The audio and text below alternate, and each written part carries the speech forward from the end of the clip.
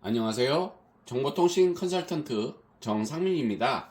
여러분과 함께 정보통신 지식 공유하며 저는 행복하고 여러분은 유익한 시간 가지시면 좋겠습니다. 이번 시간에는 ADC와 DAC에 대해 알아볼 텐데요. ADC는 아날로그 디지털 변환 회로, DAC는 디지털 아날로그 변환 회로라고 불리웁니다. 먼저 ADC란 무엇이란가에 대해 알아볼 텐데요. 아날로그 디지털 변환 회로의 약자로서 가청 영역대의 음향을 녹음 저장하고 재생 증폭 변조하는 등의 과정에 필요한 전자제품을 음향기기라고 부릅니다. 이 음향기기에서 아날로그 디지털 변환하는 회로를 ADC라고 부릅니다. DAC와는 반대의 역할을 수행하는 부품입니다. 센서 값이나 소리 같은 아날로그 신호를 디지털 신호로 변환합니다. 방식으로는 병렬 비교형과 적분형 등이 있습니다.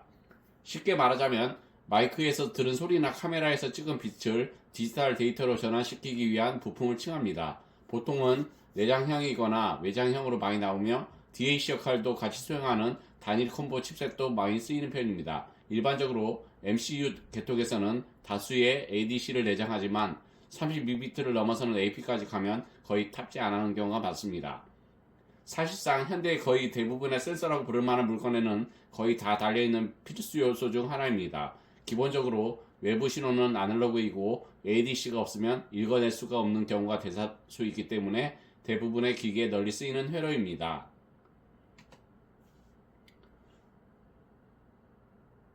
전자 계측기의 성능의 척도 중 하나로 아날로그 계측기가 아닌 이상 대부분의 전자 계측기의 성능은 내장 AD 칩셋의 성능에 달려 있습니다. 다만 그렇다고 ADC가 고성능이라고 무조건 고급 수정기라고 보기는 힘듭니다. 사실 비싼 전자 계측기에서 가장 큰 비용을 차지하는 부분은 데이터 프로세싱을 하는 DSP 쪽입니다. 이 때문에 몇천만 원짜리 오실로스코프가 ADC 분해능은 8비트만 하는 경우도 있습니다. 사실 계측기의 낮은 분해능의 ADC를 사용하는 이유는 ADC가 중요하지 않아서 그런 것이 아니라 높은 비트의 ADC를 쓰면 내부의 DSP가 정보량을 감당을 못하기 때문입니다. ADC 자체는 아날로그 소자로 효율적으로 동작하기 위해서는 저역 통과 필터, SH 등 주별 회로도 적절하게 설계되어야 합니다.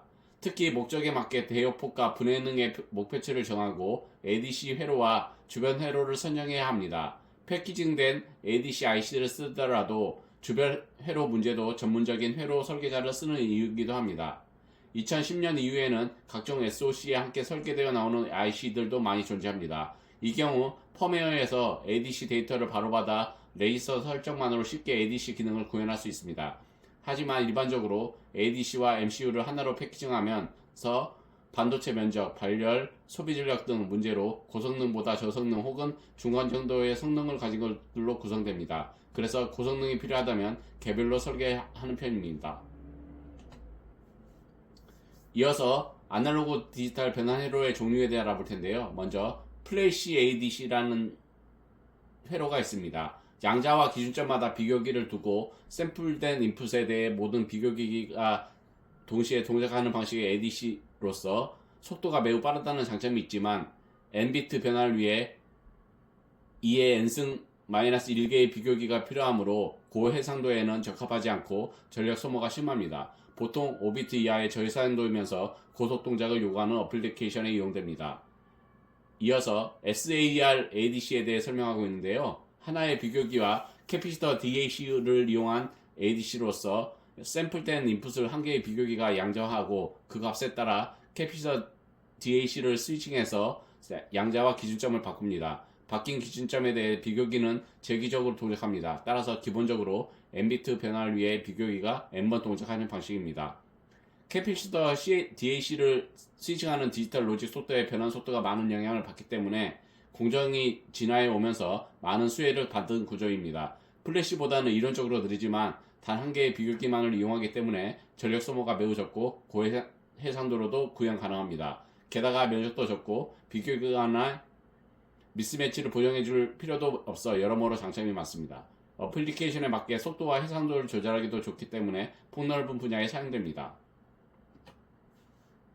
이어서 파이프라인드 ADC와 노이징 쉐이핑 SAR ADC에 대해서 설명하고 있습니다.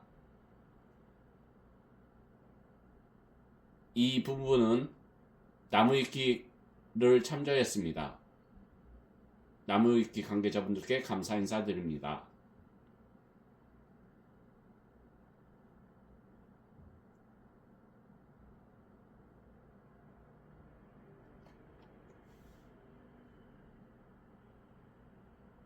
싱글 슬로프 ADC는 비교기 인풋의 샘플된 인풋과 RAMP 신호를 양자와 기준점의 개수만큼 비교하는 방식입니다. 예를 들어 10비트를 구성하기 위해선 RAMP 신호를 비교기 인풋에 인가하고 비교기를 1023번 동작시킵니다. 플래시 ADC보다 나을 게 없어 보이지만 비교기를 한 개만 쓰기 때문에 많은 에러 소스로부터 자유롭습니다. 따라서 오히려 매우 고해상도를 목표로 하기 위한 적합한 구조이지만 대신 속도가 매우 느리다는 단점이 있습니다. 이어서 델타 시그마 모듈레이터 ADC에 대해 설명하고 있는데요. 기존의 ADC는 모두 고정된 양자와 기준점을 가지고 한 번에 샘플된 인풋이 어느 기준점에 가장 가깝냐 판단하는 것으로 변환하였습니다. 즉 플래시든 SAR든 그 기준점을 어떻게 만드느냐만 다를 뿐 근본적으로 기준점에 갖다 대고 즉각적으로 비교한다는 것은 동일합니다. 하지만 DSM은 기존의 ADC들은 한 번만 변환해서 R값을 추가적으로 샘플하는 오버 샘플링 과정을 갖습니다.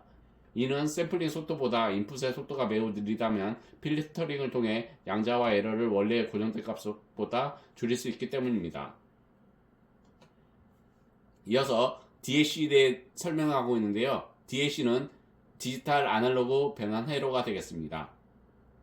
디지털 신호를 아날로그 신호로 변환시키는 장치입니다. 역방향 처리를 수행하는 장치로는 전에 설명드린 ADC가 있습니다. DAC는 다양한 분야에서 사용되고 있습니다. 아날로그 영상 단자가 널리 쓰이던 시절에는 그래픽 카드 역시 RAM DAC라는 DAC의 품질에 따라 영상의 품질이 결정되곤 했었고 DVD 플레이어 역시 아날로그 출력이 메인이었을 때는 DAC의 성능 스펙을 클럭으로 표기하면서 최대 해상도 및 주사율을 가늠하는 지표로서 활용했었습니다. 단 DAC의 클럭은 최대 해상도 및 주사율을 결정해 줄 뿐 화질을 가늠하는 지표가 아니므로 유의하는 게 좋겠습니다. 현재는 디스플레이어가 거의 디지털화 되었기 때문에 RAM DAC가 생략되는 경우도 있습니다. 혹은 들어가더라도 그래픽 칩 자체에 내장되었습니다. 다만 시각 자료를 눈으로 보기 위해서는 아날로그 형태로 변환해야 하기 때문에 패널 자체에 화소의 밝기를 제어하는 역할을 하는 회로가 있습니다. 소리는 아무리 디지털화된 음원과 시스템을 이용하더라도 소스에서 앰프단에서 뭐짓을 하든 간에 사람이 귀로 소리를 듣는 방식 자체를 바꾸지 않는 한 스피커에서 음파를 발생시켜 귀에 전달하기 위해서는 반드시 아날로그 신호로 변환해야 합니다. DAC의 부품 구조는 다음과 같습니다. 신호가 들어오는 USB나 S/PDIF 입력 단자가 있고 입력 단자로 유입되는 노이즈를 차단하기 위한 아이솔레이터가 있습니다. 그 후에 있는 디지털 변환 회로는 USB나 S/PDIF 같은 신호를 DAC 칩셋이 요구하는 신호인 I2S로 변환합니다. 그 후 DAC 칩셋으로 들어가서 아날로그 신호로 변환됩니다. 이 사이에 음질 향상이나 음향 효과를 부여하기 위한 DSP 기능이 들어가기도 합니다. 최종적으로 아날로그 회로는 프리앰프가 있습니다. DAC 칩에서 출력된 미세한 음향 신호를 라인 레벨까지 출력을 끌어올린 뒤 오디오 기기로 전송합니다. DAC에는 회로의 동작 타임을 제한하는 클럭의 성능이 중요합니다. 클럭이 정면하지 못하면 지터 노이즈의 원인이 됩니다. 고가형 제품들의 경우 기본적으로 TCXO를 채용하며 더 나아가 4,500만원대 초고가 제품들의 경우 온도 변화폭에 따른 오차 범위가 0.1 ppm 정도인 초정밀 TCXO를 채용하기도 합니다. TCXO는 온도 변화에 따른 클럭 오차 범위가 적어 지터를 줄일 수 있습니다.